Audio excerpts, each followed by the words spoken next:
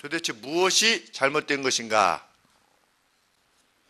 여호수아의 잘못도 아니요. 왜냐하면 지도자가 잘못한 것 아니기 때문입니다.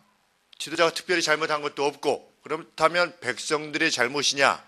백성들의 잘못도 아니고, 그런데 패배가 온 것입니다. 그래서 여호수아가 하나님 앞에 말씀을 드렸습니다. 하나님, 이 지금 뭐하고 계시는 겁니까? 이렇게 하나님께 여쭌 것이죠. 7절 말씀에 어찌하여 이 백성을 인도하여 요단을 건너게 하시고, 왜 요단강을 건너오게 하셨습니까?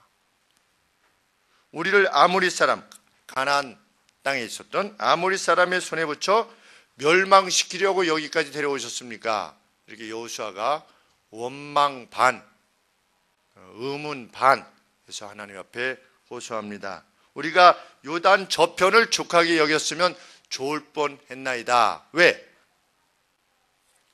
요단강 동편에 우리 지난번 설교 말씀 때 2개 반 지파가 요단 동편을 차지하고 있었다고 그랬지요. 그 요단 동편에 그저 좁긴 하지만 그래도 12지파가 어느 정도 살면 같이 살 수 있을 만큼 공간이 있었는데, 공연히 건너와서 이제 우리가 죽임을 당게 되었습니다. 한번 이 전투라고 하는 게 기세가 몰리기 시작하면 그것을 역전시킨다는 것이 굉장히 어려운 일 아니겠습니까? 우리 낙동강 전투도 보면 한번 승리했다라고 하면 그때부터 기세가 오르는 것인데 패배를 맛보게 되는 것입니다. 그럴 때 하나님께서 여호수아에게 답하셨습니다. 11절 말씀에 이스라엘이 범죄하여 내가 그들에게 명한 나의 언약을 어겼으니 곧 그들이 바친 물건을 취하고 도적하고 사기하여 자기 기구 가운데 두었느니라. 이렇게 답하셨습니다. 중요한 단서는 바친 물건입니다. 11절 말씀에 그들이 바친 물건을 취하였기 때문이다. 그러면 이 바친 물건이 무엇인가? 우리 6장 18절 말씀에도 동일한 단어가 나오는데, 너희는 바칠 물건을 스스로 삼가라. 너희가 그것을 바친 후에 그 바친 어느 것이든지 취하면 이스라엘 진으로 바침이 되어 화를 당케 할까 두려워하노라. 이게 바쳤다고 하는 것은 dedicate, 그래서 정말 바쳤다는 거죠. dedicate 한 것이고, 또 다른 차원에서의 답변은 under the ban, 그래서 ban, 그래서 금지하였다. under the ban, 금지되어진 품목이다, 이런 뜻입니다. 그러니까 하나님 앞에 바쳐지게 되어서 금지되어진. 6장은 무엇과 관계되어진 내용이냐면 여리고성에 관계되어진 내용입니다. 그래서 가나안 땅을 정복할 때에 성을 정복하게 되면 거기 있는 모든 물건을 다 불태워라 그랬습니다. 불태움을 통하여서 정결치 못한 그들의 물건들을 내게 데디케이트 하라 이것입니다. 내게 바치라는 것이죠. 하나님께서 무슨 성전, 거기는 아직 성전 짓기 전이니까 하나님의 텐트에다가 그것을 모아둬라, 이런 차원에서 데디케이트 한 것이 아니라 그 가나안 족속에 속한 그 부정한 물건들은 다 불태움으로 파괴함을 통해 가지고 나한테 바쳐라는 것입니다. 그리고 금과 은과 동은 나의 보물 창고에 넣어라. 이렇게 하나님께서 명령하셨습니다. 그래서 가나안에 속한 모든 것들은 하나님 앞에 바칠 물건이 되어졌습니다. 한편으로는 불사르는 것이요, 한편으로는 하나님의 트레저리에 옮겨놓는 것이지요. 보물창고에 옮겨놓는 것입니다. 과연 이스라엘 백성들은 여리고성을 무너뜨리고 나서 그들의 것을 불살랐습니다. 우리 26장 21절에 보시면 여리고성에 들어가지고 무너진 여리고성으로 들어가서 성중에 있는 것을 다 멸하되, 이 원문에 보니까 utterly destroyed 이렇게 되어 있는 거 보니까 완전히 파괴하겠다. 남녀노유와 우양과 나귀를 칼날로 멸하니라. 하나님 말씀대로 다 멸한 것입니다. 백성들도 하나님의 말씀을 따른 것이죠. 그들은 이후에 아이 성과의 전투가 있은 후 패배에 이르기까지 자신들 안에 어떤 그 패배를 위한 부정함이 있었다는 것을 미처 깨닫지 못했습니다. 아이성과의 전투에서 패배가 있은 다음에야 비로소 문제가 있었다는 것을 발견하게 될 만큼 이 아간이라고 하는 가게에서 지은 죄는 사람들에게 드러나지도 않았고 별 큰 문제가 되지도 않았었습니다. 아무도 못 봤습니다. 그런데 하나님은 보셨습니다. 그런데 하나님은 하나님의 백성과 더불어 악이 함께하는 것을 묵과하실 수 없는 분이라는 것을 우리는 오늘 성경 본문을 통해서 알게 됩니다. 하늘소망교회 내에 악이 있다면 다른 사람이 그 악을 모른다 할지라도 하나님은 결코 묵과할 수 없다는 사실을 우리에게 보이시는 것이지요. 그러므로 우리를 경계하고 계시는 것입니다. 가나안이라는 땅을 정말 정복하기를 원한다면 너희들이 어떻게 해라? 한결같이 각각의 가게가 하나님 앞에 온전히 서 있어야 된다는 것을 우리에게 가르치는 것이지요. 하늘소망교회에 속한 성도들 모두가 각각의 가정이 하나님이 허락하시는 여리고성을 무너뜨리는 것 같은 이적을 맛보기를 원한다면 우리들 각각의 가정이 하나님 앞에서 온전히 서야만 된다는 것이지. 하나님께서 묵과하실 수 없었던 악의 내용은 무엇입니까? 아간이라는 사람이 그의 가게가 하나님께서 명하신 언약을 어기고 그 금하신 외투와 은과 금을 취한 것이었습니다. 오늘 가만히 생각해 보면 인간적으로 동의가 되어질만 합니다. 왜? 어차피 버릴 거니까. 쓸만한데 왜 버리냐는 것이지. 우리가 이렇게 얼마든지 생각할 수 있지 않겠습니까? 어차피 승리했고 전투가 끝나고 나면 전리품을 각각 나누는 것이 그것이 당대의 관례며 그것이 기쁨인데 그것들을 다 불살르라고 하고 소와 양들을 다 죽이라고 그러니까 얼마나 아깝겠습니까? 사울도 그랬겠죠? 아말렉 족속을 멸하고 그 중에 있는 소와 양 중에서 좋은 것 하나님께서는 다 죽이라고 명령하셨지만 아까웠던 거죠. 그래서 그것으로 하나님 앞에 제사를 드리면 좋겠구나 이런 생각을 스스로 한 것입니다. 아간도 어떤 생각을 가졌는지는 잘 모르죠. 그렇지만 어차피 없어질 거니까. 진짜 문제는 무엇입니까? 왜 아간이 그걸 훔쳤냐 하는 것이 문제이기보다 한 사람이 훔쳤는데 왜 이스라엘이 패배했냐는 겁니다. 하나님께서 이 기록을 우리에게 주심으로 후대들에게 교훈하시고자 하는 바는 무엇인가 하는 것입니다. 어떤 사람은 하나님을 섬기면서 하나님으로부터의 보호와 하나님의 동행이 개인적인 차원에서 이루어진다라고만 생각합니다. 내가 하나님 잘 섬기면 하나님이 우리 가정에 복 주는 겁니다. 이스라엘 백성은 여리고성을 하나님께서 무너뜨리시고 나서 하나님 말씀대로 행했습니다. 여호수아도 하나님 말씀대로 행했습니다. 그들은 전쟁에서 그 다음 전투에서도 승리해야만 합니다. 그런데 패배했습니다. 누구 때문에? 한 사람의 범죄 때문에, 한 사람의 가게의 범죄 때문에 패배했습니다. 이것은 무엇을 말해줍니까? 우리가 결코 우리의 행복과 안녕이 하나님과 우리 사이에 1대1만의 관계가 아니라는 것을 명백히 해주는 말씀입니다. 교회는 누가 세우셨는가? 하나님께서 세우셨습니다. 이스라엘은 누가 세우셨습니까? 그 동일한 하나님께서 이스라엘을 세우셨습니다. 이스라엘 내에 부정이 있는 것을 하나님은 결코 용납하지 못하십니다. 마찬가지로 하늘소망교회에 어떤 부정이 있다면 하나님께서 결코 묵과하실 수 없는 것이죠. 그것이 하나님의 본질이라는 점을 오늘 우리 본문에서 우리에게 밝히시는 것입니다. 신앙생활이라고 하는 것은 내가 하나님을 잘 믿어서 내 가정이 복받고 내 자식이 잘 되고 내 사업이 잘 되는 것과는 다른 차원의 것입니다.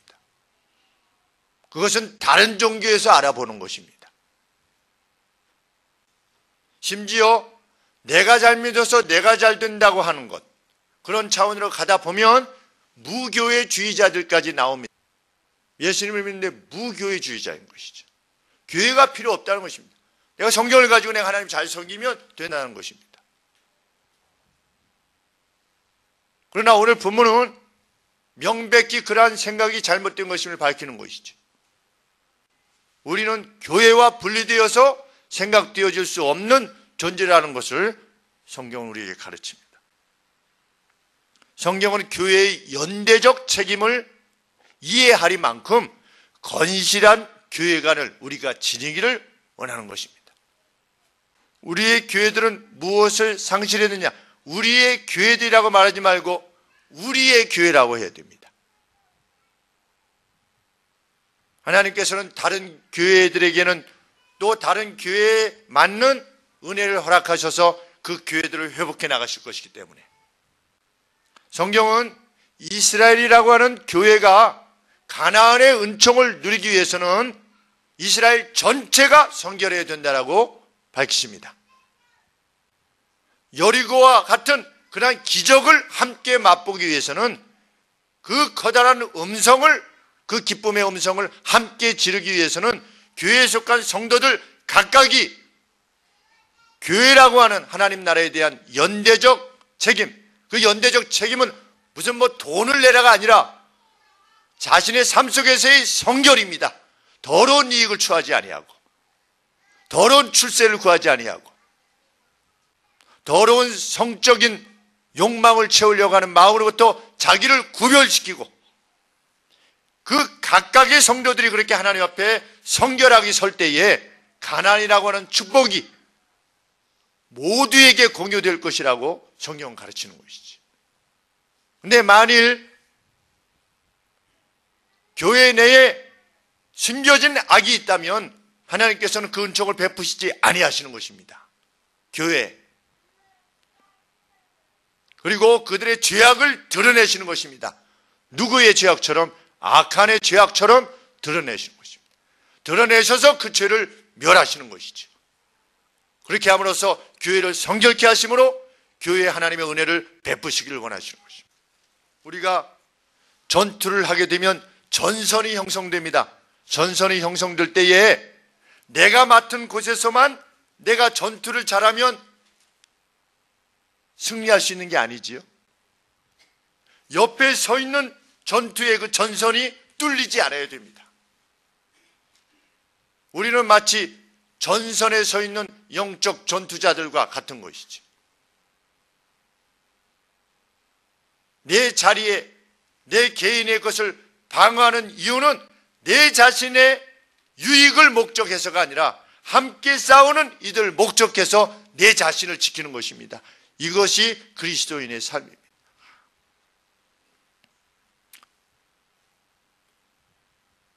누군가의 글에 그런 글이 써 있는 것을 보았습니다.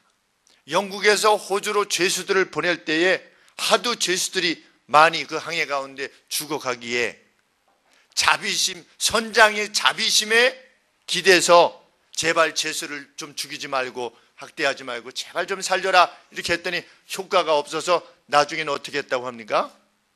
죄수가 도착했을 때 살아있는 죄수 한 명당 얼마로 바꿨대요? 그 호송 비용을. 그랬더니 죄수가 거의 안 죽었대. 몇백 명씩 죽어나가던 죄수들이 선장, 이게 다 돈이 아니겠습니까? 그러니까 배를 타고 항해할 때 다 이렇게 아껴가지고 몇백 명이 왔는데 겨우 한 명 죽고. 그래서 그 글의 논지는 어떤 자비심에 기대기보다 인간은 개인적인 욕구를 지닌 존재요, 개인적인 이기심에 의해서 어떤 선한 일들도 발동될 수밖에 없다라고 하는 점을 강조하고 있었는데, 우리가 주님을 섬김이, 우리가 어떤 선한 일을 행함이 그저 죄수 한 명당 그 임금을 더 받기 위한 차원에서의 하나님을 열심히 섬김이, 내가 하는 그 일이 좀 더 잘되게 하기 위한 그런 차원의 것이기만 하다면 그 사람들과 다를 바가 없는 것이죠. 거기에서 무슨 감동을 기대할 수 있겠습니까? 그런 사람, 내 하나님 잘 섬겨서 내가 잘 되는 그런 차원에서 하나님을 잘 섬기는, 하나님께 충성하는 그런 사람에게서 세상이 무슨 감동을 받겠으며 무슨 세상의 빛이 되겠으며 하나님께서 어떻게 그들에게 은총을 베푸실 수 있겠습니까? 그것이 오늘 성경이 밝히는 말씀입니다. 교회란 무엇이다? 연대적인 책임 아래서 승리의 기쁨을 함께 맛보는 믿음의 공동체여 유기적 몸을 구성하는, 그래서 예수님께서 또는 사도 바울이 우리 교회를 몸이라 하지 않습니까? 제가 행했던 조정에는 영웅이 없습니다. 너클풀을 탔는데 4명이 타는 걸 탔습니다. 모두가 영웅이든지 아니면 모두가 패배자든지 둘 중에 하나입니다. 성경은 교회가 그런 곳이라고 가르칩니다. 그런데 모두가 승리자이기 위해서는 각각이 하나의 몸이라고 하는 교회의 관점에서 자기의 삶을 하나님 앞에 정결하게 행하는 것입니다. 그래서 사도 바울도 부부간의 관계를 언급하면서 뭐라고 말씀하셨습니까? 부인은 남편을 존중하고 남편은 부인을, 참 주께서 교회를 사랑하신 것처럼 사랑하라, 이렇게 사랑하라 라고 말하면서 뭐라고 말씀하셨냐면, 내가 지금 부부관계에 대해서 말하는 것이 아니다 그랬습니다. 내가 지금 교회에 대해서 말하는 것이다, 이렇게 말씀하셨습니다. 달리 말하면 부부간의 관계조차도 교회론적인 입장에서, 관점에서 이해해야 된다는 겁니다. 남편으로서의 나, 교회의 성도죠. 부인으로서의 나, 교회의 성도입니다. 이 교회를 성결케 하기 위해서 내가 남편으로서 내 아내를 잘 대하는 것입니다. 교회론적인 관점에서 남편, 부인이 성도인 거지요. 남편이 성도인 겁니다. 교회를 구성하는 성도인 것이지요. 그래서 그러한 관점에서 남편과 아내를 대할 때 뜨겁게 대하라고 사도 바울이 가르쳤습니다. 그만큼 교회를 대하고자 하는 우리들의 마음이 어떠해야 될 것인가에 대해서 밝히는 말씀입니다.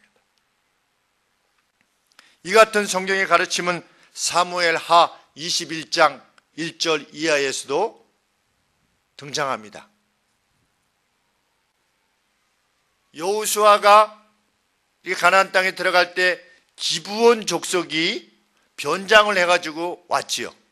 우리가 멀리서부터 화친을 하러 왔습니다. 그랬더니 이 여호수아가 얘네들은 가나안 땅 사람들이 아닌가 보구나, 이렇게 생각을 해서 어떻게 합니까? 너희들을 멸하지 않겠다라고 하나님의 이름으로 맹세했습니다. 언약을 맺었지요.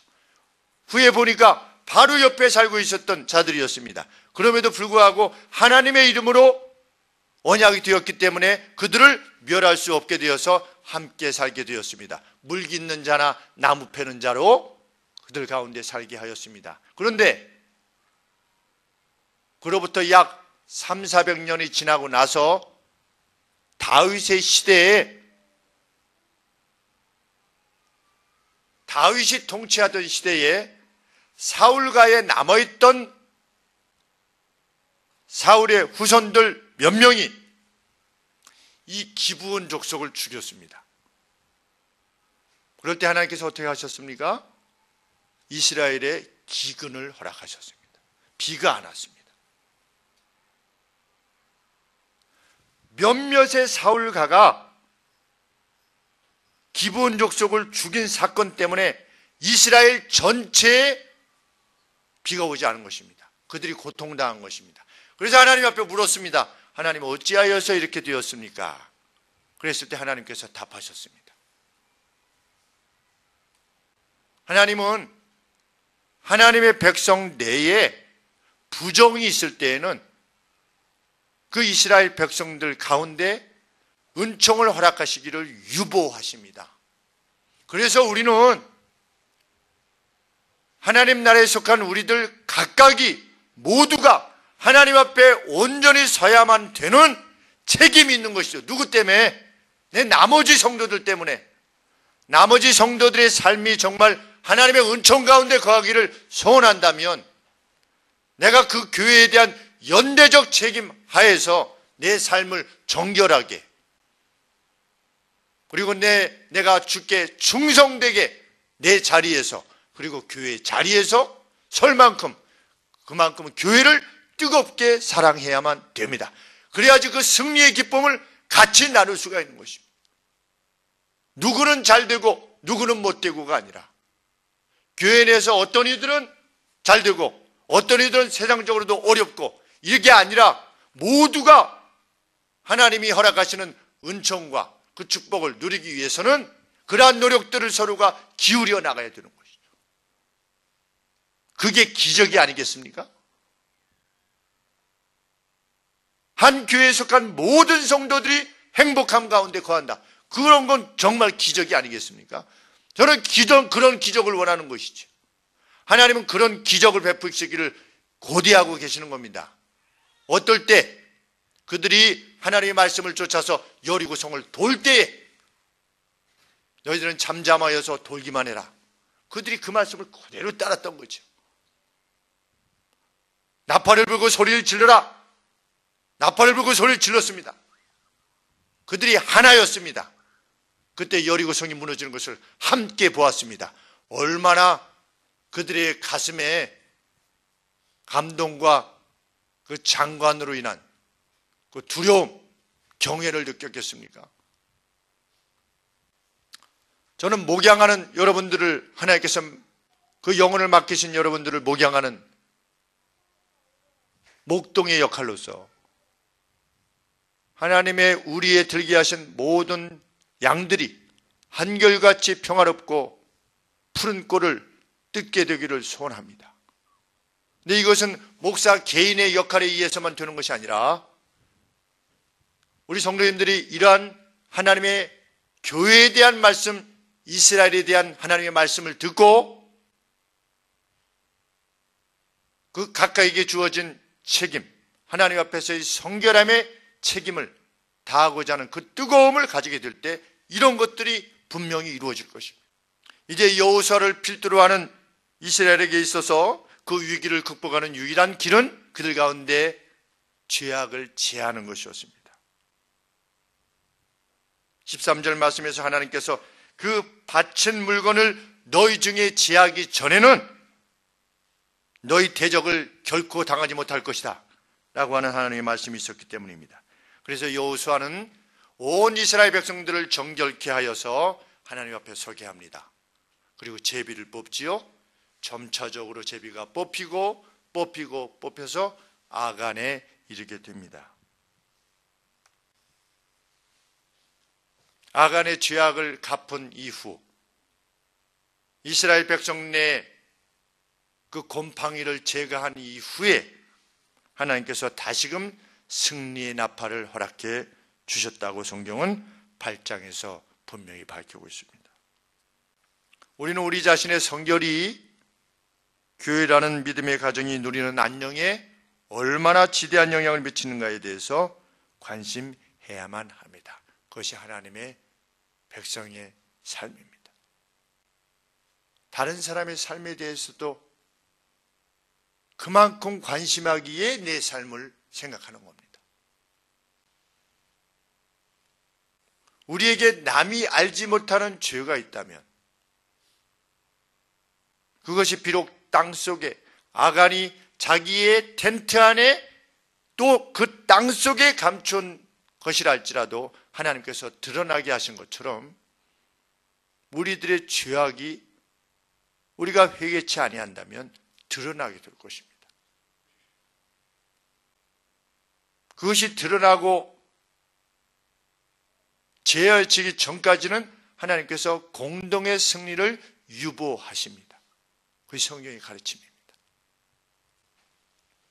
왜냐하면 교회란 하나님의 영광스러운 이름을 담고 있는 유기체이기 때문입니다. 그래서 그 하나님의 이름으로 맺어진 그 약속이 끼어졌을 때 하나님께서는 참으실 수 없어서 이스라엘에게 기근을 허락하셨던 겁니다. 우리는 세례 받으실 때에 교회의 구성원으로서 성도의 교통을 믿고 성도의 펠로우십을 믿고 그랬죠. 거룩한 공예와 우리의 커뮤니티가 홀리 커뮤니티라고 하는 것을 믿고 우리는 그렇게 고백하며 지금도 고백하지 않습니까? 사도신경을 통해서 성도의 교통을 믿사오며 성도의 펠로우십을 믿는 것이죠. 그것이 우리 고백이어야만 하고 우리의 삶의 내용이어야만 합니다. 그리고 그 구체적인 펠로우십을 위해서 수고하고 애써야 하는 것도 우리의 책임입니다. 그래서 이 펠로우십을 위해서 하나님께서는 안식일 날 아무것도 하지 말라고 한 것이지. 쉼을 목적한 것이 아니라 펠로우십을 목적한 것입니다. 성도의 교제. 함께 있어야만 그래도 교제가 되기 때문에 그만큼 공동체를 사랑해 믿음의 공동체를 사랑하기를 원했습니다.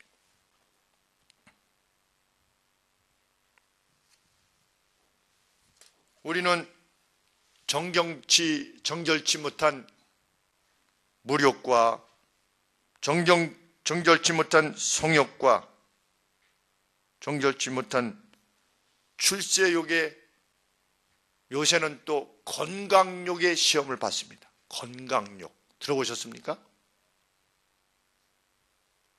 어떻게 하면 건강할 것이냐에 대해서 정말 이 사회는 관심이 많아지는 것 같습니다.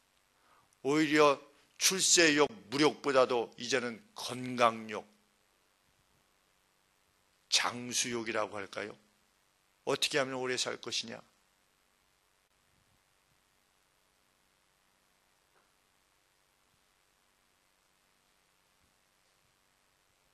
아간도 그래서 숨겼겠지요. 조금 놔두면 혹시라도 어떤 문제가 발생하면 그 금 숨겼던 것 조금 꺼내서 쓰고 은 숨겼던 것 좀 꺼내서 쓰고 또 어느 정도 적절한 시기가 되면 외투를 지금 당장 입고 나갈 수는 없지만 그래도 좀 가나안 땅이 이렇게 정복되고 나서 좀 사람들이 좋은 옷 입고 다닐 때 되면 나도 이제 슬쩍 꺼내서 같이 입고 다녀야 되겠다 이런 생각하지 않았겠습니까? 우리는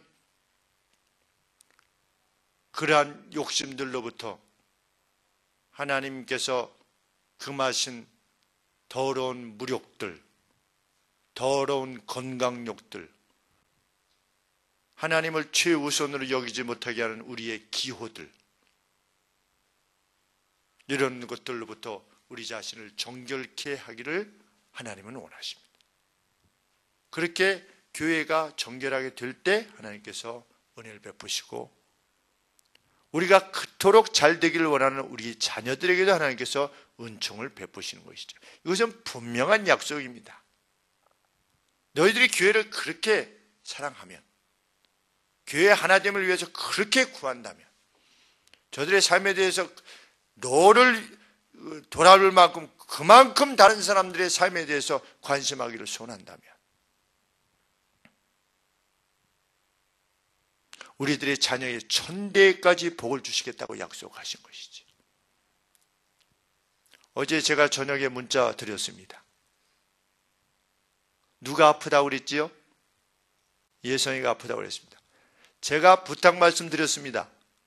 뭐라고 부탁 말씀드렸습니까? 위로해 주시기를 부탁 말씀드렸습니다. 어린아이가 지금 이제 100일도 안 됐는데 입원하게 되었습니다. 약 일주일간 입원해야 됩니다. 저는 여러분들, 문자 받은 여러분들 모두가 위로의 문자를 보냈으리라고 믿고 싶습니다. 만약에 이것이 안 되면 우리에게 복은 없습니다. 이것조차 안 되면, 그리고 대형교회에 대해서 비난할 이유가 아무것도 없습니다. 5사람이 모여도 5사람이 교회의 연대에 대한 예수 그리스도의 이름으로 묶어주신 그 하나됨을 위한 그 뜨거움을 지니지 못한다면 5명이 모여도 하나님은 그 교회를 싫어하십니다. 그 교회의 은총을 베푸시지 않죠. 제가 있었던 그랜드 레피드에 거기에 갈보리 철시도 6,000명이 모였습니다. 그 중북부 그저 소규모 도시에 6,000명이라는 것은 굉장한 숫자입니다. 아이들과 함께, 제 아내와 함께 예배에 참석했습니다. 참석했을 때 좌우에 앉았던, 좌우 여기 계셨던 성도님들이 어떻게 오게 됐냐고. 아이들 참 큐트하더라고. 아주 마치 할아버지가 자기 손주들을 보는 것 같은 그런 사랑스러운 얼굴로 우리 교회 참 잘 왔노라고. 뭐 때문에 왔느냐고. 그래서 캐빈에서 공부하러 왔느라고 했더니, 공부 열심히 하고 돌아가라고. 6,000명이 모여도 그럴 수 있는 교회라면 많이 모여야죠. 미국 교회는 죽었다? 저는 그런 차원에 있어서 한국 교회가 더 죽었다고 생각합니다. 7교회 내지 8교회 정도 갔는데 한결같이 사랑을 받았습니다. 전혀 처음 가는 교회인데도 불구하고 우리는 세상에 우리의 사랑이 우리의 입술에만 있지 않다는 것을 보여줘야 돼요. 정말. 그래야지 우리의 아버지시며 우리의 주님이시여 그 보배로운 피를 흘리셔서 우리를 구원하신 주님의 이름이 영광을 받으실 수 있는 것입니다. 우리가 잘잘못은 많이 가릴 수 있습니다. 이 교회가 어떻네 저랬네, 이 말씀이 어떻네 저랬네. 그러나 하나님이 원하시는 것은 우리가 코스트를 지불하는 겁니다. 복음을 위한 대가를 지불하는 것이지. 아니면 우리는 무정한 사람이 되는 것입니다. 그런 이들에게 하나님의 기적은 없습니다. 교회를 뜨겁게 사랑하시기를 바랍니다.